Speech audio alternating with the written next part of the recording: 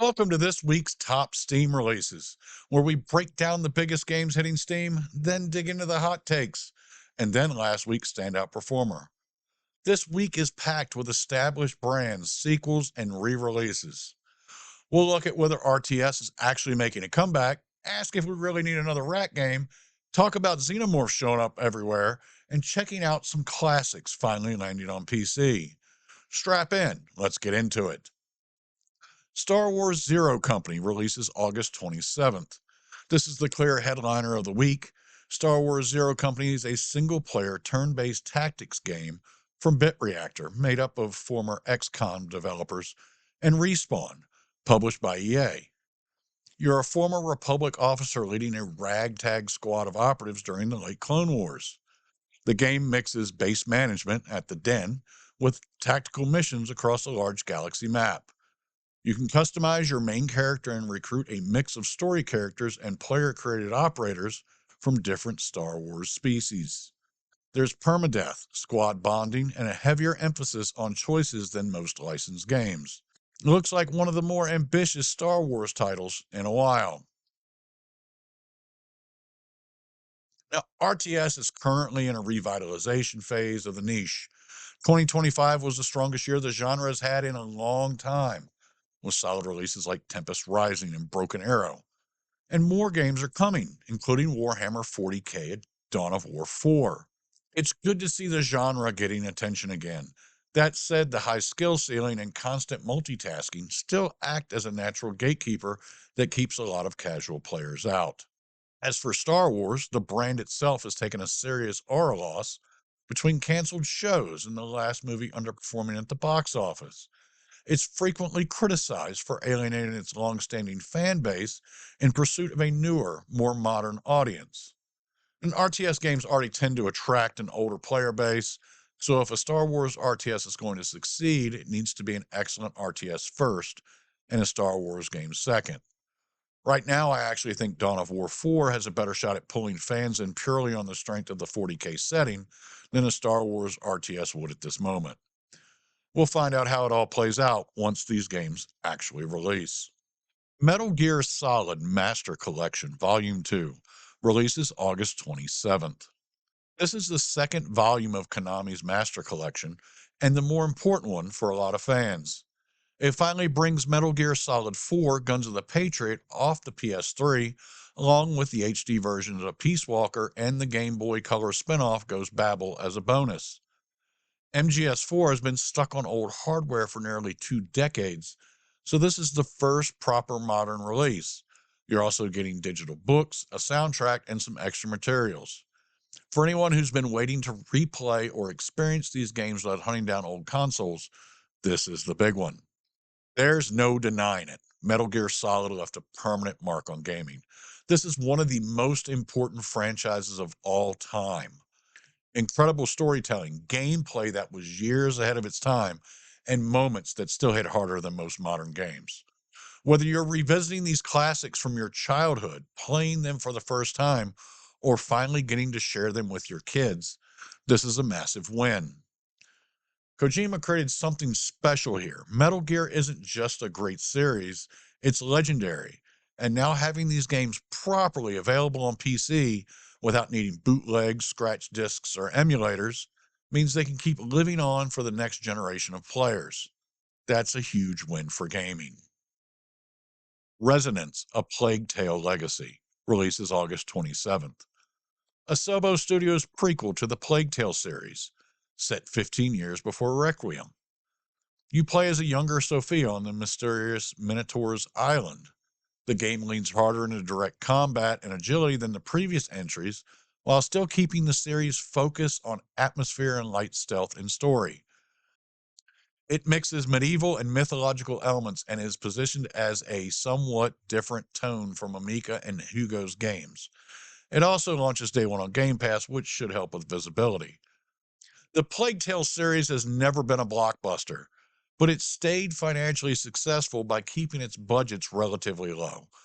That's a smart move, especially since these games are more cinematic and artsy than pure gameplay driven experiences. Just the announcement of Resonance was enough to drive sales for the previous titles, which shows the series has a dedicated following. It's well positioned to sell as well, if not better than, the earlier games. It's not going to sit at the top of the sales chart or the concurrent player chart, but it doesn't need to. The team has positioned it where that kind of massive success isn't required. If you're into dark, bleak, emotional, and cinematic games, this one might be right up your alley. Both previous titles are already available on Steam if you want to catch up. Aliens Fireteam Elite 2 releases August 25th. The sequel to the 2021 co op shooter, you and up to three other players drop in as colonial marines fighting swarms of xenomorphs. The biggest changes are the jump to four-player squads, a new fully customizable specialist class, and generally deeper class and weapon systems. It's still very much a horde-based co-op shooter, just with more tools and slightly smarter enemy behavior. The standard edition is $50, which keeps it in a more reasonable price range than most big licensed games. Now, the first Aliens Fireteam Elite popped off hard at launch, but it didn't have much staying power. Common complaints were a short campaign, repetitive missions, limited content at launch, and a weak long term engagement system. Even 5 years later, though, it still has a small but dedicated fan base keeping it alive. If Cold Iron can course correct and actually address those issues from the first game, the sequel has a real shot at success.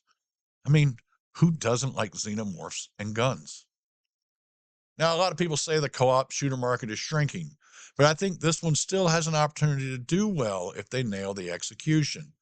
The first game came out of nowhere and performed solidly at first, and it could happen again. Brigandine Abyss releases August 26th. A new entry in the old strategy RPG series. Pick one of six factions, each with its own story campaign, and try to stop the returning Abyssal Empire. Gameplay is split between managing your bases and resources, then fighting on hexagonal grids with monsters and troops. There's also a mission mode with 24 different factions if you want a more sandbox style play. It's a classic Japanese strategy RPG structure aimed at fans of the genre more than newcomers. Brigandine never became a massive hit in the West. It never reached the level of Fire Emblem or Final Fantasy Tactics. But the fact that the series is still getting in new games decades later and still has a loyal following in the East says a lot. That kind of long term support doesn't happen by accident. If you're the type of player who likes deep, systems heavy strategy RPGs, the kind where you're managing armies, evolving units, and thinking several moves ahead, this one might actually be right up your alley. Just keep in mind it's $50. I'd recommend checking out some gameplay streams first to make sure the pace and systems click with you before you buy the game. Blues Lagoon releases August 27th. A cozy seaplane adventure. You inherit your missing uncle's delivery service and fly between tropical islands using a vacuum style tool called the Swirler to collect resources, repair buildings, and help local communities.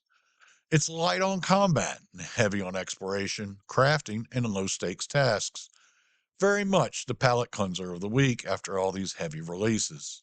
Now, Blues Lagoon is our cozy release of the week, and it's Tiny Roar's most ambitious game yet. This is their fourth title. While their earlier games like Bombot's Arena and Into the Emberlands earned positive reviews, Zell was a little mixed. I'm not usually a cozy games player, but the mechanics here actually look pretty interesting. The visual design isn't reinventing the wheel, but it still has its own identity and charm. Now, if they price this one right, it could be a solid pickup for people looking for something relaxed but still engaging. Now, I have been looking forward to this segment all week. This is where we talk about the biggest mover from last week's video, and I am genuinely happy it's Mortal Shell 2. I have been praying to my Miyazaki shrine all month for this game to be good, and it didn't let me down. I've only got about 6 hours in it so far because it's been a busy week, but the response has been strong. Critics didn't tear it apart, and the player reaction has been excellent. It topped the sales chart for a bit. It's sitting fifth at the time of filming, and it spent a good portion of the week in the top 3 games on Twitch.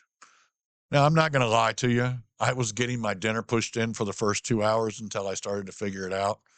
Yes, it's a parry heavy game, but it's not just a parry heavy game.